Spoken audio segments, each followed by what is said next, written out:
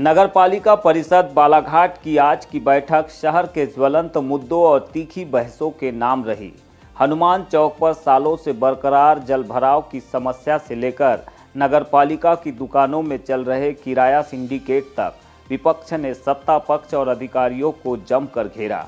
जहां एक और इंजीनियरों की लापरवाही पर अध्यक्ष ने कड़ी फटकार लगाई, वहीं 181 सीएम हेल्पलाइन पर बढ़ती निर्भरता ने प्रशासन की पोल खोल दी। देखिए यह रिपोर्ट।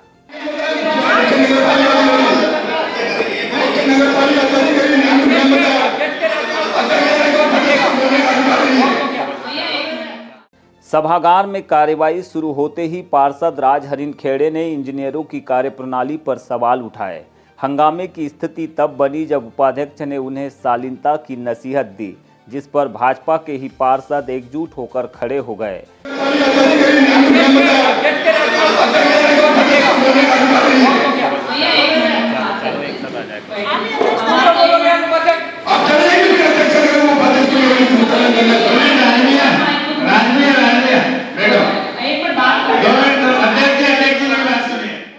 विवाद बढ़ता देख अध्यक्ष भारती ठाकुर ने कमान संभाली और संबंधित इंजीनियर के खिलाफ कार्यवाही के लिए तत्काल सीएमओ को निर्देश दिए।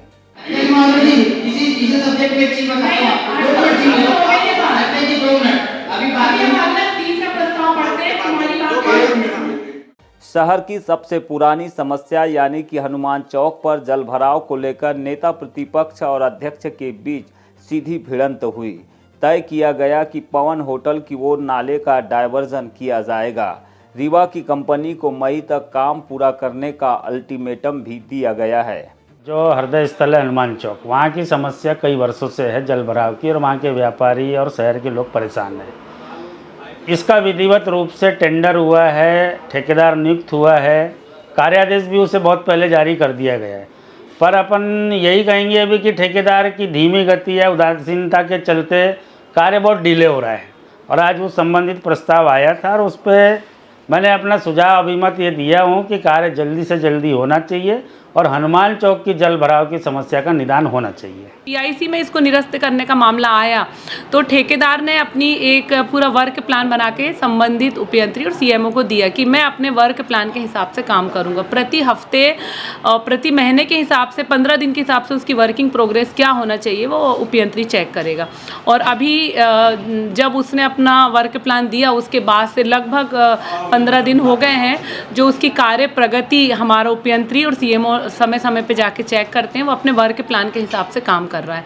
मई लास्ट उसने समय दिया है कि मैं मई लास्ट तक अपने काम को अंजाम दे दूंगा, लेकिन हमने इस प्रस्ताव को परिषद में सिर्फ इसी उद्देश्य के साथ लाया कि उसके वर्क प्लान को समझ के परिषद अगर चाहे तो इसे निरस्त कर दे और परिषद की सहमति हो तो हम इसे कंटिन्यू करें।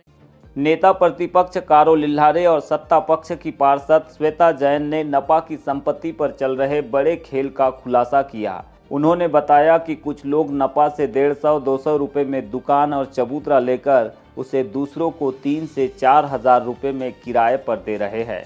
अध्यक्ष ने इस पर सख्त रुख अपनाते हुए 15 दिनों के भीतर दुकानों और चबूतरों के मूल मालिकों की रिपोर्ट मांगी है। वही बहुमंजिला कॉम्प्लेक्स की 3 दुकानों के बकायादारों की दुकानें राजसात करने की भी मांग उठी। इसलिए मैं बोलना चाह रही थी और इसलिए मैंने आपको टोका कि ये कोई जानकारी देते नहीं, परिषद में बोलते तो बोलते, बाद में कोई पेपर मिलेगा नहीं, बाद में रफा दफा कहानी हो जाएगी। पारदर्शिता शब्द इस परिषद में यूज ना करें तो बहुत बेहतर है। सब्जी के लिए आवंटित है चबूतरा और उस पर दूसरे व्यापार चल रहे हैं, टीन सेट बन गए। अस्थायी दखल में ये सब नहीं होना चाहिए। मेरा कहने का मतलब अगर उसको व्यापार नहीं करना है, उसको आवश्यकता नहीं है चबूतरा की, तो अपन पुनः दूसरे नए आवश्यकता वाले व्यक्ति को दे, उन्हीं का नामांतरण। एक खरीदी बिक्री का अस्थायी दखल में दुकानों पर चल रहा है और नहीं होना चाहिए। इसके लिए हम लोगों ने आज ये परिषद में बात रखी। इसमें नगरपालिका को नुकसान हो रहा है। सत्ता पक्ष की पार्षद वंदना बारमाटे ने प्रशासन की सुस्ती पर तंज कसते हुए कहा कि हर छोटे काम के लिए 181 हेल्पलाइन लगानी पड़ रही है। कितने महीने हो गए? एक दिन राम आएगा, एक दिन श्याम आएगा, एक दिन अनु आएगा, ये सब क्या है भाई? क्या हम लोग की ड्यूटी है क्या सुबह से उठकर आप सब ड्राइवर को रिपोर्ट लगा? तो बदले की ड्राइवर हो गया। वहीं पार्षदों ने आरोप लगाया कि बाजार में ठेकेदार गरीबों और छोटे दुकानदारों से अवैध वसूली कर रहे हैं, जिस पर राजस्व निरीक्षक को निगरानी बढ़ाने के निर्देश दिए गए। एक व्यापारी के पास में 4 दुकान बन गई, आपने क्यों बनने दिया? और बन गया तो नियम के उल्लंघन में आपके पास कुछ अधिकार तो होंगे। पूरा मकान जाल बन जाएगा अतिक्रमण का।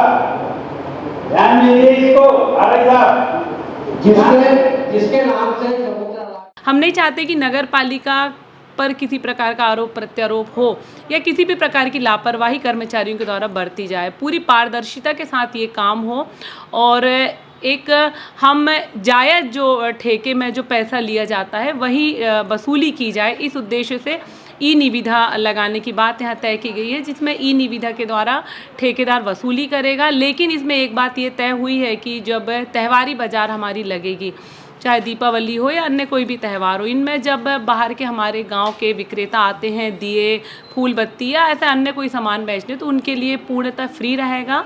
और उसके अलावा रोज़ के हमारे जो गांव के फुटकर विक्रेता जो टोकनों में सब्जी लेके आते हैं, तो ऐसे इनसे सिर्फ नॉमिनल चार्ज लिया जाएगा। ये ई निविदा में ही शर्तों को सम्मिलित किया।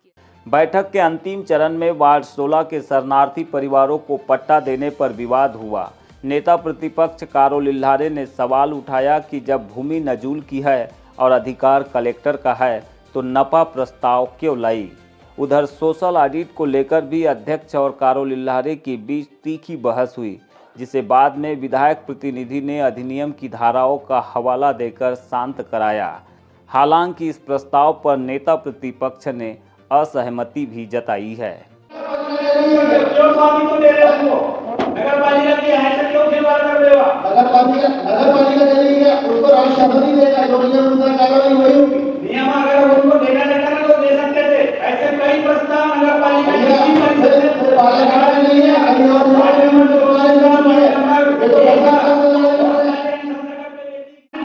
है वो, तो हम क्यों हमारा जो प्रबंधन है नगर पालिका की आय इसमें कमी होगी। अरे हमारी भूमि भी लेकिन हम लोग ले रहे हैं क्या? अरे नहीं दे रहे तो प्रस्ताव लाना क्यों? हमारा विरोध नहीं है। नगर पालिका की वित्तीय स्थिति से जुड़ा हुआ है। 1947 में सिंध प्रदेश से कुछ शरणार्थी भारत आए थे और उनको शरणार्थी के तौर पर 34 दुकानों का आवंटन किया गया था। ये सही बात है, 1947 में आए थे। जो शरणार्थी थे वो तो इस दुनिया में रहे नहीं, उनके वंशज भारत के मूल निवासी हो गए। और आज हम उनको अगर स्थायी पट्टा जो हमारे अधिकार क्षेत्र में नहीं है, अगर उनको देने की बात करते हैं तो नगर पालिका की संपत्ति समाप्त हो जाएगी। नगर पालिका को आज जो 2000-2500 रुपया किराया मिल रहा है वो समाप्त हो जाएगा। और हम इस क्या वो उक्त भूमि है नुजूली बाग की, प्रबंधन हमारा है, नगर पालिका को पावर ही नहीं है पट्टा देने का। तो ऐसे मुद्दे को ला करके अपन क्यों यहाँ बहस करें। सोशल ऑडिट पर मैंने आपत्ति दर्ज किया हूँ। उसमें सोशल ऑडिट अब वो एक, चूँकि कई सदस्यों ने उठाया कि भाई हमारे यहाँ तो ऑलरेडी 4-4, 5-5 ऑडिटर हैं, इसमें सोशल ऑडिट और मान लो हमारे मेन ऑडिट के बीच में अगर दुराभास हुआ तो फिर क्या हो। ये एक दूसरे के कार्यकाल पे टीका टिप्पणी करने का प्रस्ताव था ये, कि मेरे कमीज से गंदी तेरी कमीज है, ये इस टाइप का प्रस्ताव है। दुर्भावनावश टाइप का लगा मुझे और मैंने इसमें विरोध किया हूँ। प्रस्ताव ही इसलिए लाया गया है परिषद में कि परिषद इसको अनुमोदित करके और हम राज्य सरकार को पत्र लिखेंगे कि राज्य सरकार आदेश करे सोशल ऑडिटिंग के लिए। तो जब तक राज्य सरकार का आदेश नहीं आता तब तक सोशल ऑडिटिंग कैसे होगी। और इसको परिषद ने अनुमोदन किया है तो अभी राज्य सरकार को पत्र जाएगा, इसके बाद सोशल ऑडिटिंग का आदेश आएगा। क्योंकि हम चाहते हैं कि हमारे कार्यकाल की एक एक बात खुली किताब के रूप में जनता के जनार्दन के समक्ष आए।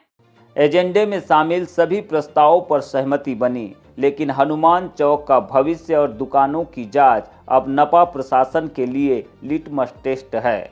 क्या 15 दिन में फर्जी दुकानदारों के चेहरे बेनकाब होंगे या फिर अगली बैठक में भी जनता के ही सवाल गूंजेंगे। Bureau report, BGT media.